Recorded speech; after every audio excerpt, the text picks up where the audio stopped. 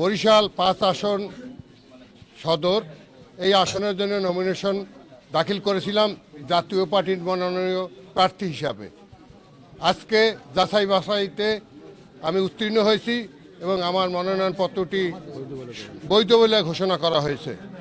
নির্বাচনের মাঠ তো এখনও সেরকম শুরু হয়নি, তবে হয়তো আজকের পর থেকে নির্বাচনের কার্যক্রম শুরু হতে পারে বা কিছু কিছু হবে না। এখন পর্যন্ত তেমন কোনো সংখ্যা দেখি নাই।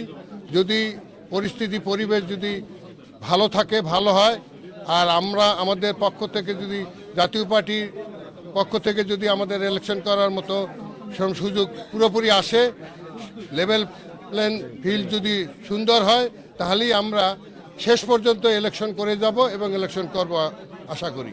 জাতীয় পার্টি তো আমাদেরকে নমিনেশন দিয়েছে যে তারা দেখতেছে যে কি অবস্থা আছে, জাতীয় পার্টির উপরে কোনো মব হয় কিনা বা হচ্ছে কিনা। বিগত দিনে অনেক মব হয়েছে, ভবিষ্যতে কী হবে তো আমরা বলতে পারি না। যার জন্য আমরা প্রস্তুত আছি। আমরা যদি নির্বাচন করা, আমরা জাতীয় পার্টি সবসময় নির্বাচনমুখী একটা দল, আমরা নির্বাচন করার জন্য সবসময় প্রস্তুত আছি।